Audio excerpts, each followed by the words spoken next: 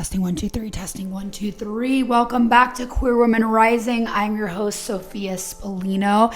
This podcast is for the lesbians who are looking for love, who are inspired by the love stories in lesbian world, except that I don't have one for you today, but I do have a dating life update. Low-key scared to be posting this with my hair like this in its natural state, because the last time I posted with natural hair, I had comments like, what happened to your hair? Are you okay? And what happened to my hair is God made me with curly hair and I just blow it out every day. And like, what hurt my feelings, except I've been a human of the internet for a while and I don't know if I have feelings anymore. Whoa, my pop filter fell off. If you're not watching this podcast on YouTube or Spotify, what are you doing? You can now watch Queer Women Rising, and it's just more fun that way. So, checking in, how's everybody doing? It is March 26th on the day of recording this. I'm about to go on my first ever Queer Country Club retreat. I've got some packing to do. I've got my suitcase ready to go. I'm so excited. I have never been on a luxury queer anything. In fact, I've never been on like a luxury group trip in general. Typically, that's something I do only with a partner. And since I'm a single girly now, I was like, I need to plan a trip. Okay, I'm going to do that by myself. And then I was like, wait, I could invite the women inside of my lesbian dating club, the Queer Country Club, to join and turn it into a retreat. And I've been planning like a mad woman, and it is going to be beautiful. I cannot wait to share everything that we're doing. Actually, I should probably pull up our entire schedule and read it to you guys, because that would be fun. Wouldn't it be fun? Okay, I'm going to do that. I'm going to turn the camera around. I'm going to literally pull up the retreat schedule because this makes me happy. I've been working so hard to make it so beautiful. Okay, obviously I would not put out this episode until the retreat happens, so nobody's, I don't know, like nobody knows our schedule, what we're doing moment by moment until after. But okay, when we first get there, I've planned a beautiful lunch. We're going to be eating lunch at Canyon Ranch's like beautiful sit down place. It's just going to be divine. And we're going to have Kundalini yoga right when we get started. So freaking excited to do this, but do it with lesbians who are just so there for the right reasons. Everyone here is like ready to spiritually up level to become the woman that they want to be, to call in their future wife, because we really can't call in someone that we aren't already.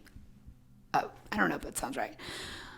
If we aren't already at that energetic level, how do we call in that person? Okay, so that's the first thing, and we're going to be doing like sauna and cold plunging and having snacks together. Then we have a meditation planned, and then we have a dinner outside. I'm so freaking pumped. And then hot tub chat until 10 p.m. Can't freaking wait. I don't know. I'm baby grandma. We're probably a lot of baby grandmas. Will we make it till 10 p.m.? I'm not sure, but we can stay out there till that time. So I'm really excited about that. The next day, we're going to go on a beautiful morning walk that's led by a Canyon Ranch guide. And then we're going to have breakfast together outside. And we'll start doing spa services. We have a collagen facial scheduled. We've got a massage scheduled. We have spiritual guidance, private spiritual guidance scheduled with a Canyon Ranch spiritual guide. Cannot freaking wait. Then Canyon Ranch called me and was like, we have the craft for you guys. Because I was like, I really want to do a craft that we get to take home and that we could all remember our time together on this first Queer Country Club retreat. And Canyon Ranch, my girl calls me and she's like, I have just the thing. And I'm like, what? And she's like, we're going to be making rainbow crystal sun catchers, which, okay, I get it. A lot of the women that I help in private platinum matchmaking or come to these retreats, they're not fully like defined by their sexuality. Like, they're very successful. They don't wear a ton of rainbows in the courtroom if they're a lawyer. You know what I mean? Like, But everyone can use a little sun catcher to put in their window or put in their bathroom window and have like a little rainbow glow, okay? So I felt like this was a very subtle queer piece of art that I'm just so tickled pink. It was like a little God wink that Canyon Ranch would be like, yeah, we're going to do this for you guys. So that was really exciting. And then we're going to do a stretch and relaxation class together. And then we're going to do some solo time for journaling and then just prepare for our dinner. We're going to be doing dinner outside again. And then, of course, having some time just to chat and me ask some guided questions and just get to know each other so much deeper. And then the next day we have sunrise yoga and then breakfast. And, of course, there'll be some of us getting more services. And then we have 11 a.m. sacral chakra hip opening. I cannot wait. I cannot wait to do hip opening yoga. That is linked so much with letting go of past things. If you do any research about your sacral chakra, that is where as women we hold the most pain, the most resentment, the most trauma. And so when we open this up, we're actually allowing new things, good things to come in and letting go of old resentments. So really pumped about that. And I'm queen of studying letting go. I don't know if y'all have heard my song, My Healing. If you haven't yet, you can listen to it on Spotify, but I play the harp and it was something I wrote a long time ago. And it is about that deep release. So I'm really excited that this is something we all get to experience together. And then we're going to do Qigong at 1 after our lunch. And lastly, a drumming circle. I've never done that. I'm so freaking pumped. So drumming circle, and we'll say our goodbyes. And that was our 3 days of retreat. It's just going to be beautiful, beautiful, beautiful. I think I may do another one in August. I'm not quite sure yet at the time of filming when that will be. But if you're like, Sophia, this is something I want to be a part of, I want to know more, you want to get on the wait list. Right now, we have a lot of women on the wait list. So get on it, but we'll be giving you more updates to like, hey, I'm going to be releasing this thing. Because when I do, we only have 5 to 10 spots per retreat. And it's going to go fast. So DM me waitlist if you haven't gotten on the wait list yet, or email the word waitlist to support@SophiaSpallino.com so we can make sure you're in. Should we lead another retreat? I keep telling everyone I got to go on this one and see like energetically how I feel, and then we'll go from there because I'm such a little homebody. Okay, I made notes for this podcast episode because it's solo, it's just me, and I went on my first date post breakup. I broke up like on the 4th, 5th of January, and I went on my first date at the like middle of March. And I have to say that it went really well. And everyone's like, are you like dating this woman exclusively? No, I'm not dating this woman exclusively. Honestly, I'm not sure if I'm dating anyone exclusively right now. It is my job to help you guys find your future wife. And my heart, I just want it to stay really open. It doesn't mean I'm not open to seeing where something could go. It doesn't mean that I'm shutting anyone out. It just means that I'm open.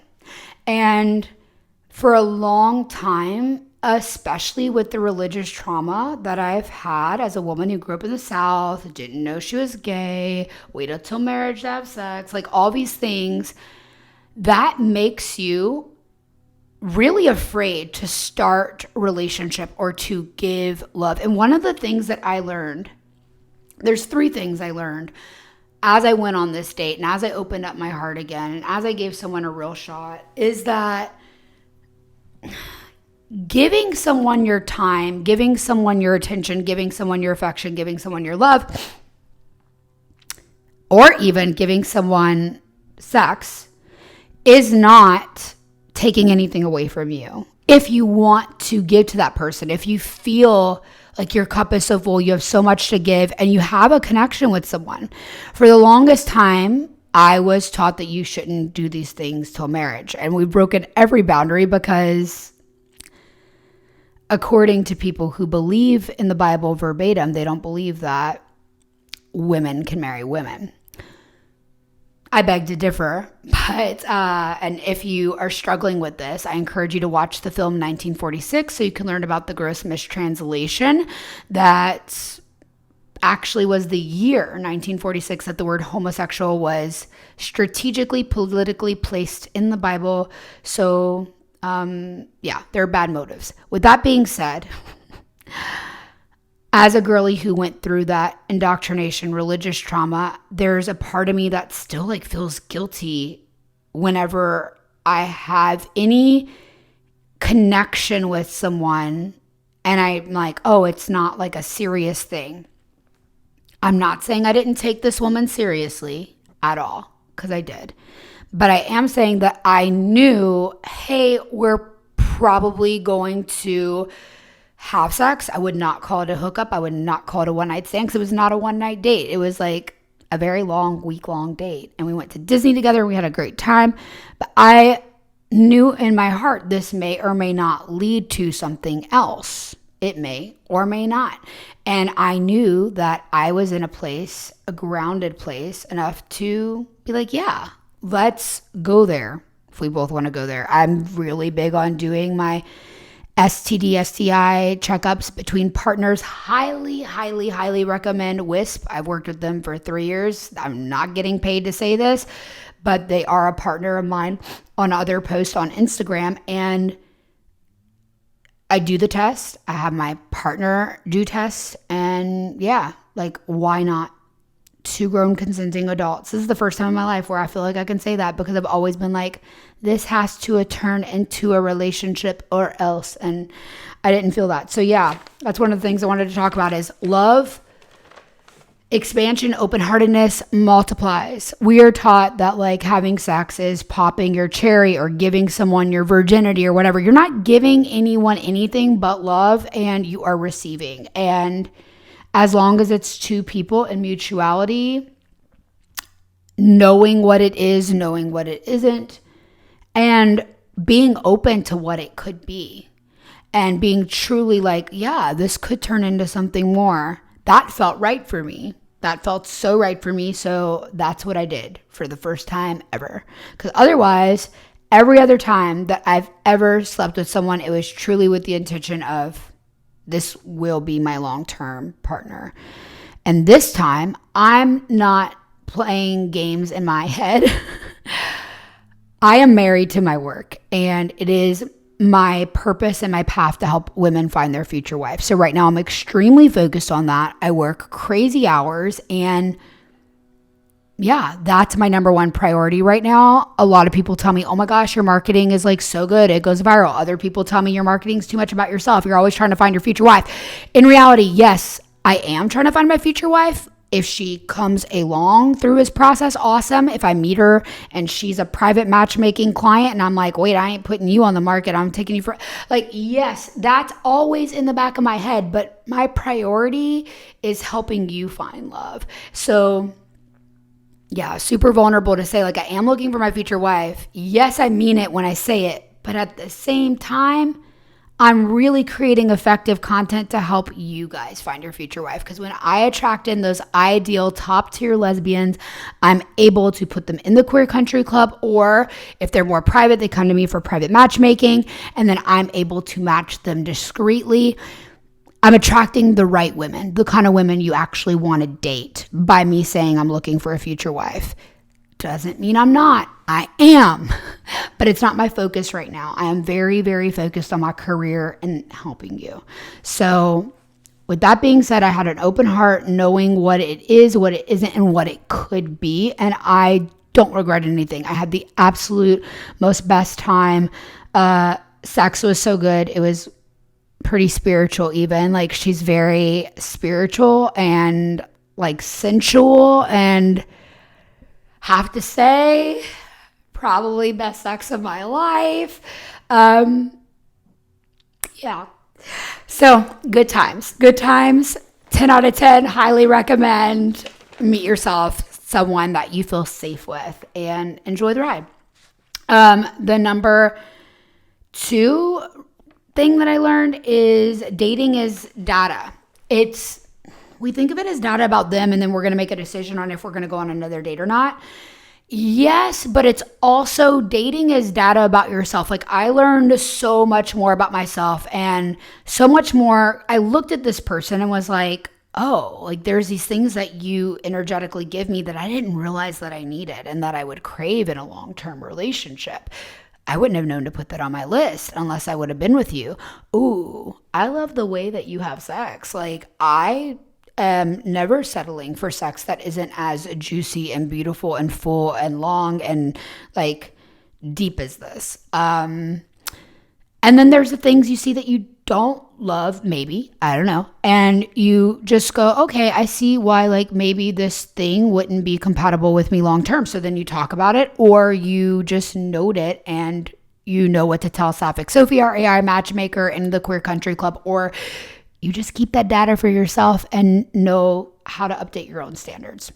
I want to show you guys this. I keep looking at it on my desk. I got this cup when I was in Disney World. I mostly bought like little souvenirs for my niece and nephew. I buy them like big sets of Disney characters, and then I break down the sets. Of course, I couldn't like pack those big boxes anyway, but I break down the sets, and then every time I see them, I give them like one character, and they feel like it's like the best thing ever. But in reality, it was like, I don't know, like if you pay for a $30 set, you split it 10 different ways. Each character is only $3. So every time I see them, I give them this little toy, but they think it's like $1 million. It makes my like single lesbian childless life happy when I see those kids light up. So that's what I got. I got like enough presents to provide for them, breaking down sets for like literally 1.5 years. And it was so fun. Only thing I bought myself was this mug, and if you're watching it, you can see I've got my little lipstick stain on it. This mug, and it says love, and it's in my favorite shade of like mauve pink, and it's got a little Mickey on it. And the reason I got it is to remind myself that like it was really the first time in my life, I'm 32, where I didn't let religious trauma get in the way, and I just like had consensual, safe, beautiful fun with somebody. Yes, I would not go out with this person if I didn't think they were compatible. I'm literally a matchmaker, okay? And maybe it goes somewhere in the future. I don't know. But what I'm saying is I knew it may or may not go somewhere. I was willing to have that fun, and yeah, I don't know. That just meant a lot to me. And that brings me to my third and last point, which is, yes, we're looking for our future wives, but we can't forget about the present. We can't forget about now. We've got to be here now, because all we have is now. And if we live in the future, we're going to feel deeply unsatisfied every freaking moment of the present. And I can honestly say that I felt so happy in the moment, and I felt so happy after. And I can look back at that and be like, I'm so happy that I did it. So yes, we're looking for a future wife, but we are going to live present, okay? Life is short. Like, God forbid, but if something happened tomorrow, like, don't you want to know that you live today? I know I do. I've spent a lot of my life not living, overworking, worried about what other people think. I'm living. And this weekend, I'm going to truly be living. I'm so excited for this retreat. I could literally cry. Like, I need it so much. I planned it when I was going through the depths of despair in my breakup, but like, I need it so much. I just need to tap out and like connect. I can be such a loner, and I know other women out there too. I know a lot of queer women are also neurospicy like me, and like, I love being alone, but like alone isn't always good for me, right? I'm really excited to challenge myself to spend so much quality time with these women, and women I actually want to spend time with. The women on the retreats are women who have been in my DMs. Like, I'm very clear on who they are and their values, and actually want to hang out with them. Like, let's chill together. So that's what I'm excited for. I think that's really it. I think that's all I wanted to share. I just want to encourage you, if you've gone through a breakup and you feel like you have to date again, but you don't know where to start by finding someone like, yes, you could align with forever, but like, take some pressure off and just like enjoy. Just enjoy your freaking life. And if you think like you have to be a certain level of healed before you ask someone on a date, screw that. If you have come to the reality where you're not wishing you were with your ex because you have had the rude realization that your ex is not who you thought they were, or you've had the rude realization that you and your ex will not work together, and you're able to see the future that you don't want to have, You're very clear that you no longer want your ex in your life. That is enough healing. There's nothing else that you need. Just start dating again. You are torturing yourself by thinking you need to be alone unless you truly don't want to go on a date and you're just enjoying life by yourself. But you can do both, sis. You can hold the nuance of I'm in my healing era, I'm in my me era, and also go on a date and also get back into dating. And if you need help with that, I'm here for you. I'm here for you. It's very, very clear the 3 ways to work with me. 1, private coaching. 2, join the Queer Country Club, my lesbian dating club for monogamous women. Or 3, my platinum private matchmaking for my private discreet women who don't really want to go on the dating platform and want their matches handed to them on a silver platter. Go on the date. Go on the date. Take care of yourself. Take care of your heart. Be very clear with your boundaries physically in your own mind and in your own heart and in your own body before you go on the date, but go on the date. Okay. I think that's all I'm going to say. Thank you for listening to Queer Women Rising. If you enjoyed this, please, by all means, send it to your lesbian friends. Send it to your lesbian friends who are like, I just want to find a lesbian with a job. This economy is crazy and I can't be someone's mom. I think it's short of point, but seriously, that is like my mantra lately. That is what I am looking for. Those are the women I'm looking for to help match you with. And those are the women I want listening to the show. If you know a lesbian who has her shit together but is still feeling lonely, this is the podcast for her. Send it her way. And I hope you have a great day. Thanks for being here. Thanks for doing life with me. This is weird to share your whole life with the world, but also it's been my way of doing life for like 10 years now. So I don't know another way. You guys are my friends, except that I'm making real friends this weekend at the Queer Country Club retreat. I can't wait because making friends as an adult is hard.